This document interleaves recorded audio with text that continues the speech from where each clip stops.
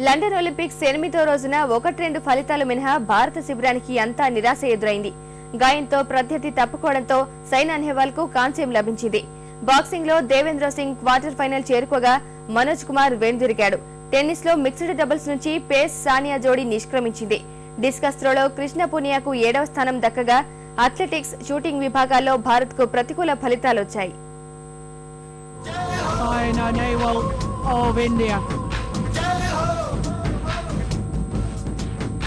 30వ విశ్వ క్రీడల్లో 8వ రోజు అదృష్టవశాత్తు ఓ కాంస్యం దక్కడం మినహాయిస్తే భారత్ కు అన్ని నిరాశజనక ఫలితాలే లభించాయి. అథ్లెటిక్స్, టెన్నిస్, షూటింగ్ విభాగాల్లో భారతీయులు ఆశించిన స్థాయిలో ప్రతిభ ప్రదర్శించలేదు.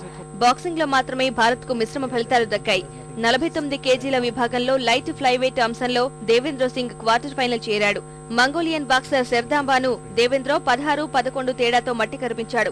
అయితే 64 కిలోల లైట్ వెల్టర్ విభాగంలో పతకంపై భారత ఆశలు ఆవిరయ్యాయి. క్వార్టర్ ఫైనల్లో Manoj Kumar Britain boxer Thomas Stalker చేతిలో 16-20తో పోరాడి ఓడాడు. ఇటు బ్యాడ్మింటన్ లో కాంస్యం కోసం పోరాడిన సైనా నెహ్వాల్ ఆటతీరు కన్నా అదృష్టం అండతో పతకం అందుకుంది. 2వ సీడ్ చైనీస్ షెట్లర్ జీన్ వాంగ్ తో జరిగిన పోరులో తొలి గేమ్ 18-21తో కోల్పోయిన సైనా మలి గేమ్ లో 0-1తో వెనుకంజ వేసింది. అయితే తొలి గేమ్ ఆఖర్లో గాయానికి గురైన జిన్వాంగ్ ఇక మ్యాచ్ లో కొనసాగలేక తప్పుకోవడంతో సైనాను విజేతగా ప్రకటించారు. దీంతో ఈ క్రీడాంశంలో పతకాన్ని నెగ్గిన తొలి క్రీడాకారిణిగా అవతరించిన సైనా ఒలింపిక్ బ్యాడ్మింటన్ లో భారత్ కు తొలి మెడల్ అందించింది.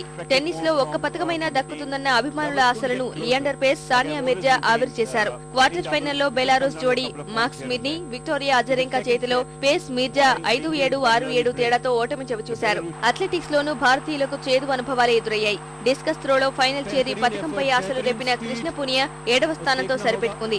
63.62 మీటర్లు మాత్రమే విసిరిన పునియా వ్యక్తిగత అత్యుత్తమ ప్రదర్శనకు ఆమడ దూరంలో నిలిచింది.